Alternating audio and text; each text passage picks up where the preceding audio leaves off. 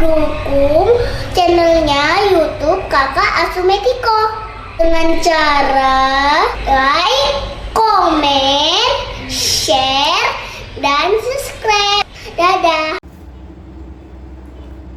Namo Sang Hyang Adi Budaya, Namo Buddhaya. Perkenalkan, saya Stephen Ukito. Saya berasal dari Jakarta dan saya merupakan salah satu adik asuh dari Metiko.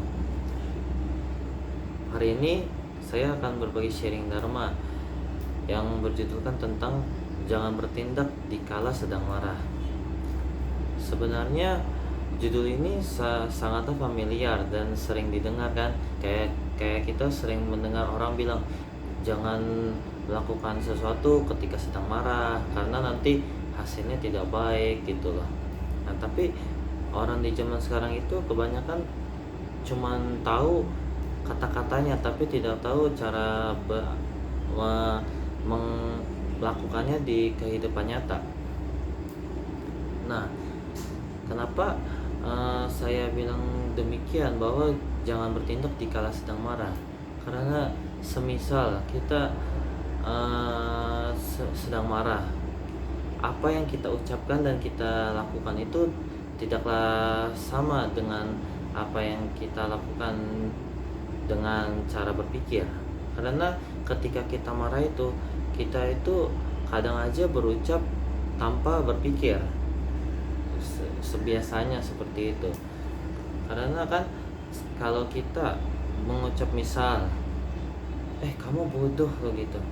Nah, memang setelah kita berucap gitu, mungkin ada yang anggapnya bercanda. Kita mah bisa aja bilangnya, gua kan cuma bercanda begitu, atau enggak maaf ya, tadi kelepasan.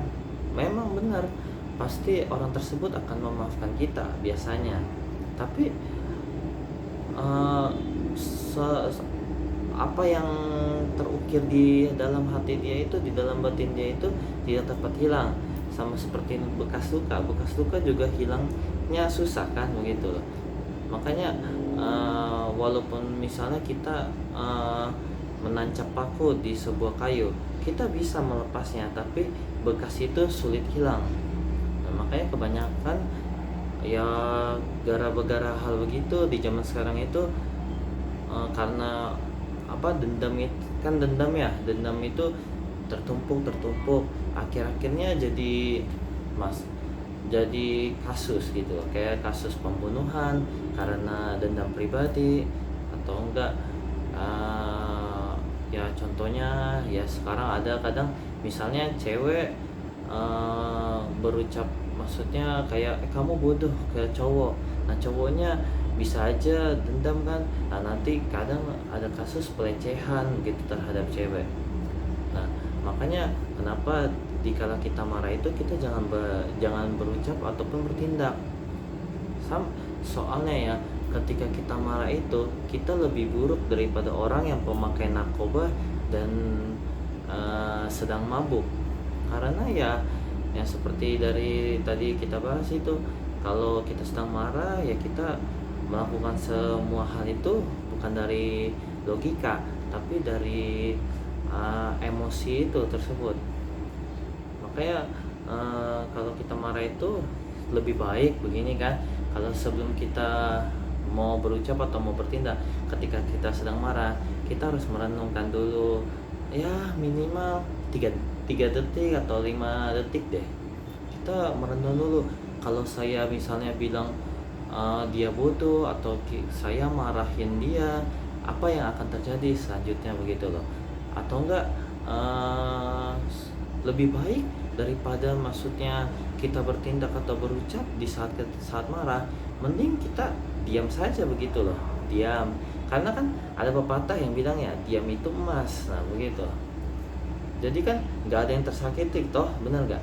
Memang benar secara kasat mata tidak adil, karena misalnya nih dia marahin kita, dia maksudnya jahat ke kita, terus kita masa diam gitu lah ya. Tapi begitulah kan sesuai yang diajarkan oleh Sang Buddha. Kenapa kita harus membalas kejahatan dengan kejahatan gitu loh? Kita tuh harus membalas kejahatan itu dengan kasih sayang, dengan cinta kasih, dengan kebaikan, sehingga orang tersebut nanti dia juga maksudnya bisa sadar, oh ternyata saya jahat nih, jadi lebih baik saya minta maaf gitu, atau terus merubah sikap saya begitu, ya kan. Nah, lebih beruntung bukan daripada misalnya kita membalas dia, akhir-akhirnya ribut, jadinya bermusuhan, atau enggak bisa kasus yang paling parah ya pembunuhan. Nah, lebih baik hidup damai bukan. Nah, makanya kadang juga ada orang bilang, tapi kan kesabaran itu ada batasnya. Nah, itu sebenarnya teori yang salah. Kesabaran itu tidak ada batasnya. Contohnya aja seperti kita lihat kisah Buddha Gautama. Beliau sebelum terakhir menjadi seorang Buddha, beliau kan bersabar, belajar berulang kali demi menyempurnakan paramitanya. Kenapa kita baru dibilangin kamu bodoh, kita langsung emosi, berarti kita kalah dong dari Sang Buddha. Padahal kan Sang Buddha juga sama-sama manusia, tapi bedanya kita sama beliau itu, Sang Buddha itu adalah orang yang tercerahkan, sedangkan kita itu ya kita kan masih awam gitu ya. Tapi ya lebih baik ya begitu. Kalau ketika kita sedang marah itu lebih baik kita diam saja gitu loh, diam. Dan kalau misalnya kita diomelin nih, tapi kita tidak salah, boleh memberikan penjelasan yang kejadian sebenarnya. Semisal kita dituduh mencuri kan, misalnya kamu nyolong pulpen saya ya. Nah, kebanyakan orang tuh emosi kan, dia bilang apa sih, bukan saya gitu yang ngambil, emosi. Nah, lebih baik kan kita jelasin, coba kamu ingat-ingat kamu taruh di mana, saya nggak ada ambil begitu loh. Nah, memang kadang ada orang yang maksudnya walaupun kita udah beri penjelasan, mereka masih menuduh kita. Nah, ya udah, lebih baik ya cari jalan tengahnya. Semisal tanya dia, oh jadi kamu maunya bagaimana, ya kan? Ya, atau enggak, ya udah kamu diam aja kalau kamu nggak salah. Atau enggak, semisal ya kamu bicarakan dengan orang yang lebih berpengalaman. Contohnya kayak di lingkungan sekolah itu, kalau misalnya kita dituduh teman mencuri, ya kita tanya ke guru gitu loh, gimana solusinya. Jadi kan orang yang lebih tua, lebih berpengalaman itu dapat maksudnya membimbing kita. Jadi ya kita tidak ada marah-marah gitu kan. Marah-marah juga capaian diri sendiri gitu loh.